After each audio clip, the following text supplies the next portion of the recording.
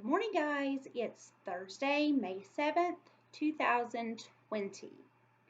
Today, I'm going to read you a story about farm animals. Now, we talked about all sorts of animals back during our animal unit in January. And we read a lot of nonfiction stories about animals, so true stories about animals and how they live.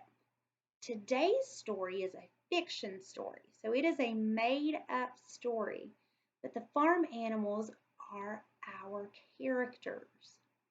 So as I read the story today, I want you guys to pay attention to the characters and what they're doing, and maybe after the story, you can retell it to your parents. One of my most favorite stories and movies growing up was Charlotte's Web.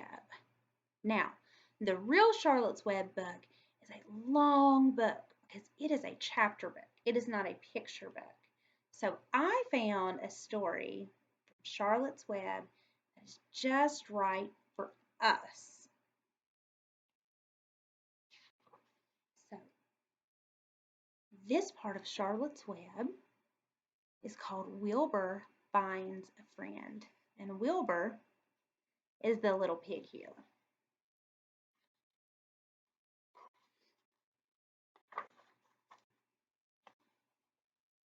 All right, look. Here's a picture of the barn. That's where Wilbur and all of his animal friends live. So that is the setting of the story, is this barn and this farm.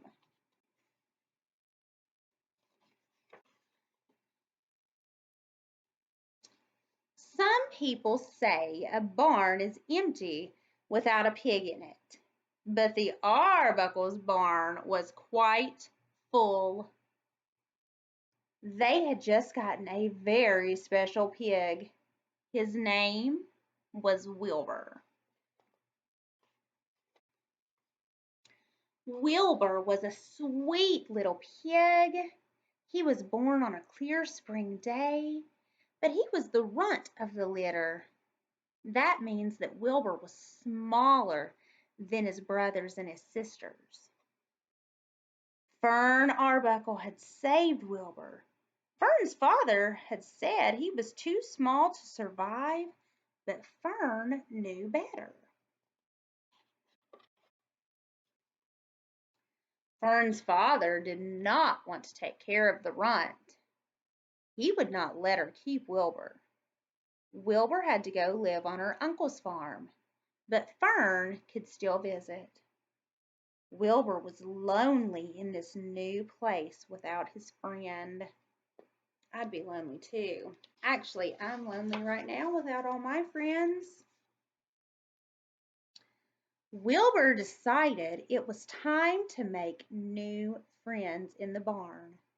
But who? Who could be Wilbur's friend? Let's see. We've got some geese that are arguing. We've got a horse standing by. There was Ike the horse, who thought he was the boss of the barn, and Gussie and Golly, two geese who were always fussing at each other.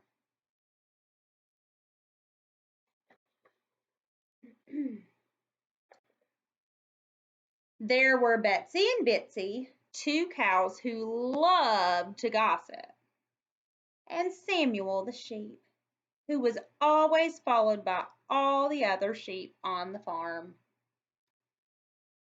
And then there was Templeton the rat. All he cared about was food. Look at that food that Templeton's eating. That's kind of gross looking, right?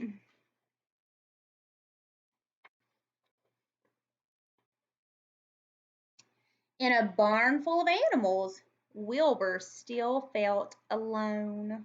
Look how sad he looks. Until something special happened. Oh, what do you think happened? Want to take a guess? Let's find out.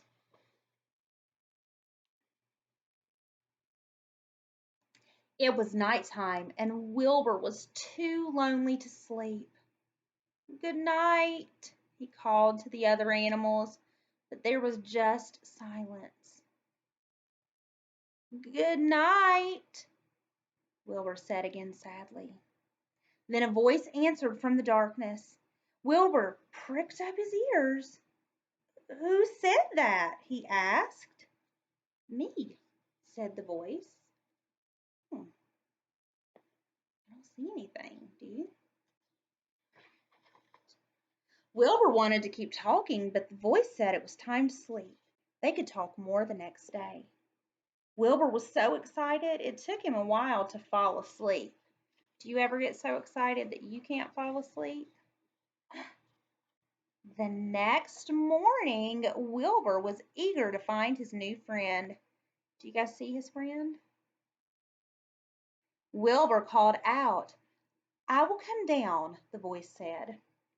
And then suddenly Wilbur saw her, a great big spider. The other animals in the barn moved away at the sight of her. They had always thought she was just an ugly spider, and they never wanted to be her friend.